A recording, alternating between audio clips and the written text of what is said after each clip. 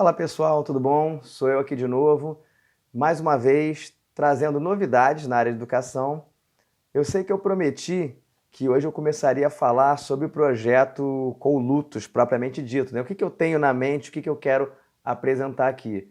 Porque parece que eu estou numa introdução longa, né? Eu tinha programado aí uma série de 6 a 8 vídeos introdutórios com artigos, reportagens, para embasar aquilo que eu queria de fato trabalhar aqui. Só que o que tem acontecido até então?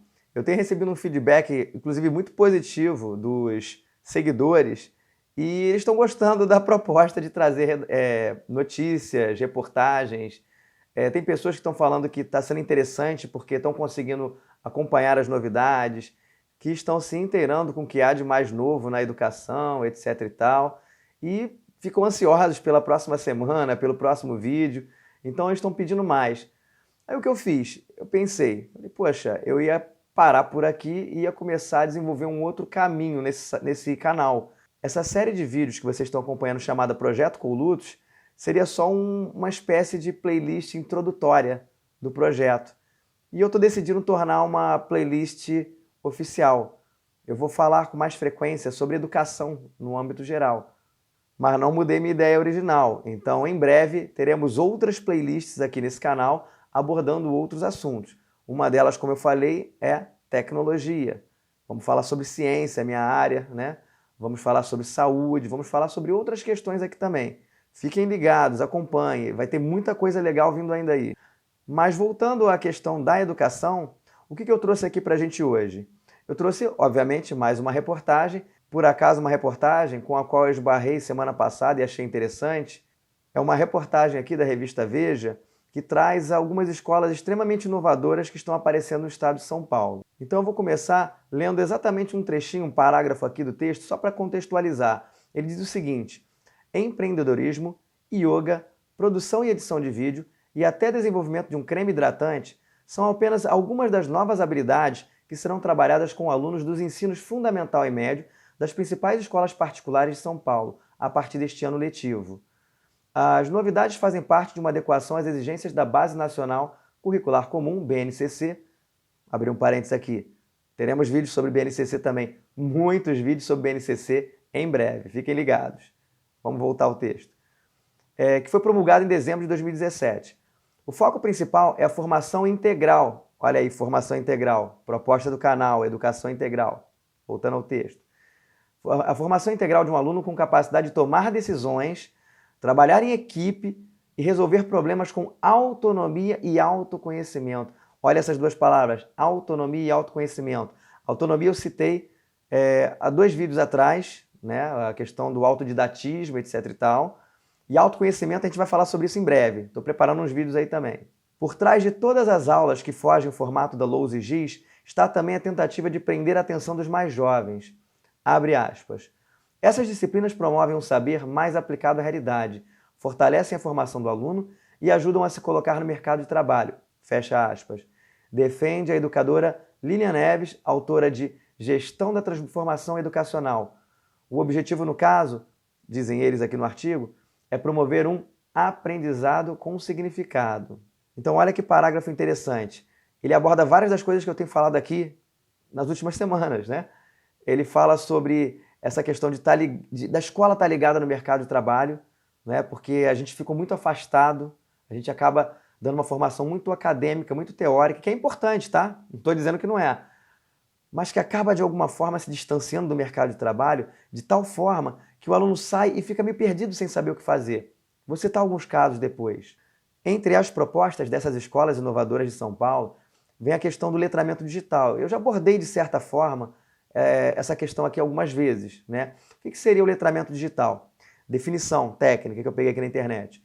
Letramento digital significa o domínio de técnicas e habilidades para acessar, interagir, processar e desenvolver multiplicidade de competências na leitura das mais variadas mídias. Traduzindo isso, é como se você se tornasse proficiente no uso dessas novas tecnologias nas suas mais diversas formas. O indivíduo pode saber utilizar um smartphone, um tablet, ele pode saber usar o GPS do carro, ele pode saber usar um monte de aparelho eletrônico no cotidiano dele. Mas será que ele é proficiente no uso disso? Será que ele sabe extrair o máximo desses aparelhos? Um exemplo, quem aqui consegue usar todas as funções do seu próprio smartphone? Eu não consigo. Tem gente que consegue. Essa pessoa é muito mais proficiente do que eu. Outra novidade nessas escolas é trabalhar com design de games, ou seja, o indivíduo aprender a desenhar games, a produzir games. Aí você fala, pô, o cara vai trabalhar com videogame? Existe muito preconceito nesse sentido da nossa parte. A indústria dos games hoje, se eu não me engano, hoje ela já é a maior indústria no ramo do entretenimento e de produção cultural do mundo. O mercado é vasto e tem várias oportunidades, a remuneração pode ser muito boa, são carreiras muito promissoras. Só por curiosidade, eu peguei uma outra reportagem aqui para mostrar para vocês o que é design de games. Olha só, você pode trabalhar com design de personagem e som, design de jogo analógico, programação para games, princípios de animação, animação 2D, 3D, computação gráfica, ergonomia, que é o estudo de comparativos entre homens e máquinas, olha que interessante, e até mesmo marketing de games. Esse indivíduo pode atuar, por exemplo, na programação e gestão de projetos, arte design, parte administrativa e financeira, marketing e vendas. Então perceba que não é nada muito diferente do que existe hoje no mundo corporativo. E dependendo da área que você vai atuar, os salários podem gerar entre 8 a 12.500 reais. Nada mal para começar, né? Então, quando você ouvir hoje alguém falar que quer trabalhar com games, não fique naquele preconceito de achar que o cara está querendo ficar jogando, porque é uma indústria riquíssima e as oportunidades são maravilhosas para quem gosta dessa área. Além do design de games, existem também cursos para DJs e para trabalhar com o YouTube. Mas não é para o cara virar YouTuber, é para ele trabalhar com programação, filmagem e edição de vídeos. Não preciso dizer que nós estamos vivendo na era da produção de vídeo. Antigamente, a produção de vídeo estava restrita à TV. Hoje, qualquer pessoa no seu quarto, na sua casa, pode produzir conteúdo. Olha eu aqui o que eu estou fazendo. Estou aqui no meu escritório, aqui na minha casa, produzindo conteúdo para vocês. Então isso é uma tendência que já está se consolidando há muito tempo.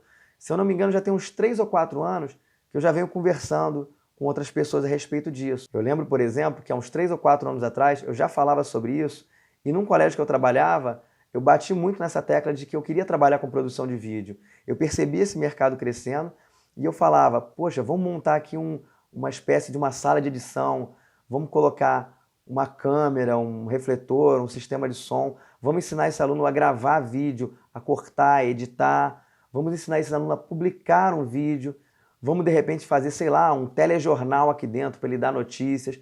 É algo mais ou menos o que eu estou fazendo aqui. Eu estava propondo que os alunos fizessem isso já há uns 3 ou 4 anos atrás. E hoje as escolas estão percebendo essa importância e estão trazendo isso para dentro das suas instituições. Eu trabalho numa escola hoje, por exemplo, que tem um estúdio de edição de vídeos. A gente pode gravar trabalho com os alunos, projetos pedagógicos, enfim, está sendo usado dessa forma. Ainda na reportagem, aulas de cozinha. Aí você vai falar, pô, mas o cara vai aprender cozinha? Isso é uma outra coisa que é interessante. Numa das escolas que eu trabalho, a gente conversava muito sobre isso. Eu, outros colegas, meus superiores.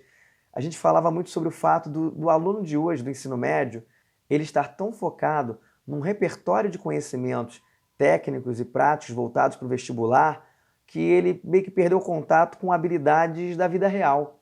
Então o aluno se forma sabendo história, geografia, português, matemática, biologia, mas ele não sabe se virar no cotidiano, não sabe fazer uma comida, não sabe pregar um prego numa madeira, não sabe, sei lá, apertar uma porca, um parafuso, não sabe trocar uma resistência de um chuveiro em casa que queimou, não sabe às vezes andar de transporte público direito.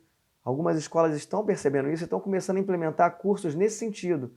Cursos que levem o aluno a entender um pouco mais dessa vida cotidiana.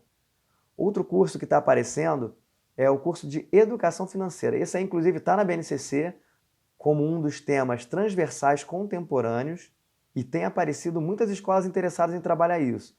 Até por conta das crises econômicas que o planeta e o país vem passando, as pessoas precisam estar melhor preparadas para lidar com o dinheiro. E a gente não é preparado para lidar com o dinheiro em momento algum. Existem, inclusive, startups, empresas de startups na área de educação, as EdTechs, que estão trazendo cursos de formação na área de educação financeira.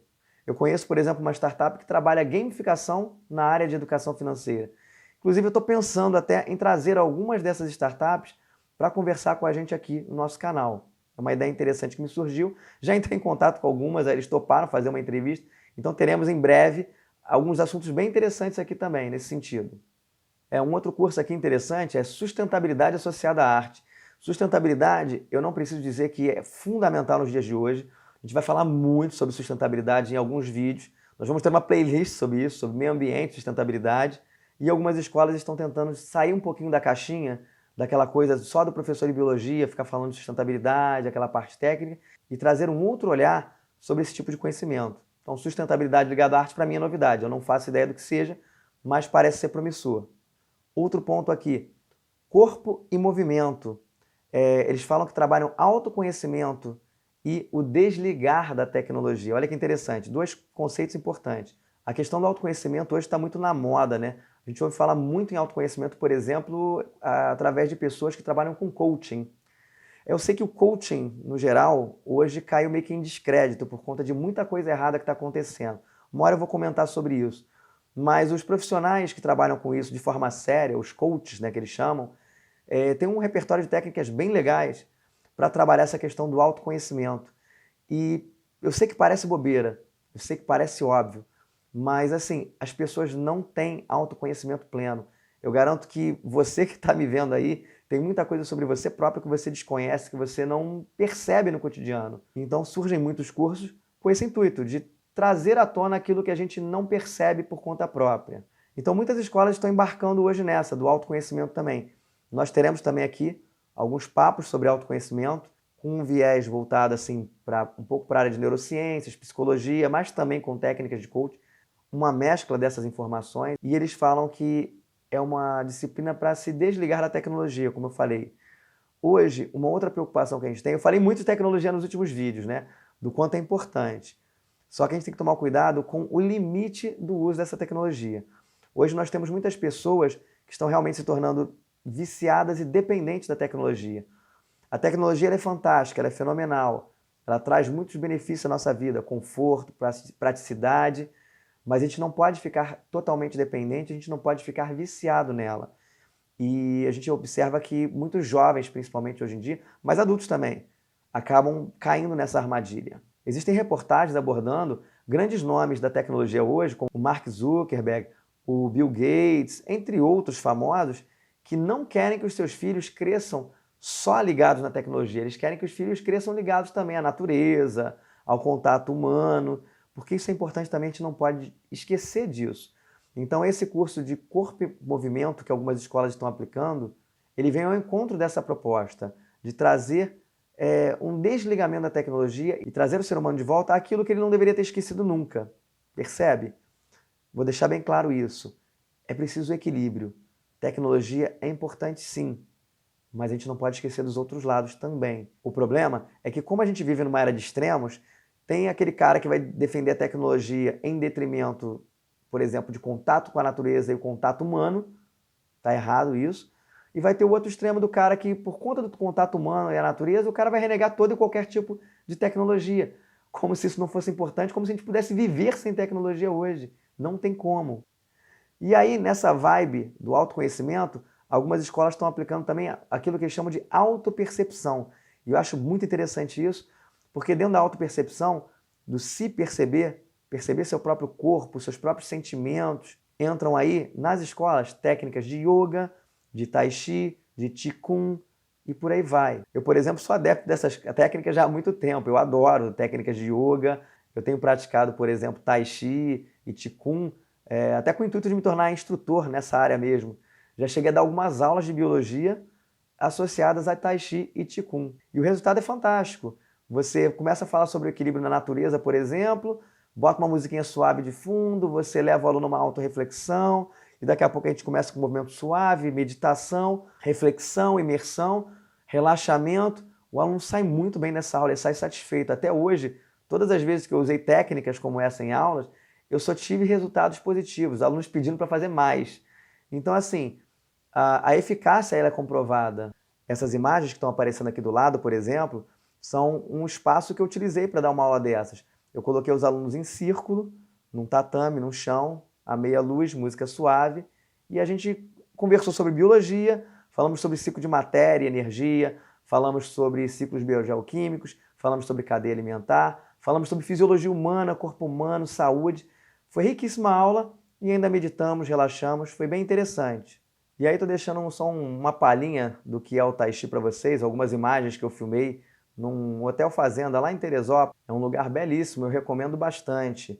E nesse momento aí foi um momento de treino cotidiano, em que você se desliga do mundo, né, da sociedade, e curte um pouquinho dessa sensação de paz interior. É muito agradável, eu recomendo a todo mundo. Sou suspeito para falar, mas eu recomendo a todo mundo. E a ideia é trazer um pouco disso para os alunos também. É você fazer com que o indivíduo se desconecte um pouco dessa loucura do dia a dia e volte-se um pouco mais para o seu eu interno. Só peço que vocês relevem meus movimentos aí, porque eu ainda estou aprendendo, então tem alguns que estão meio errados, meio desengonçados. Mas a ideia do Tai Chi, por exemplo, é a meditação em movimento. E quando você traz isso para o teu cotidiano, você consegue relaxar mesmo em meio ao caos e à turbulência da vida moderna numa grande cidade. Essa que é a grande sacada dessas técnicas e que essas escolas têm trazido para os alunos. Bom, espero que vocês tenham gostado mais uma vez do conteúdo que eu trouxe aqui. Se gostou, vamos lá de novo. Dá mais uma curtida aí, assina o nosso canal, clica no sininho para receber as nossas novas atualizações e até a próxima!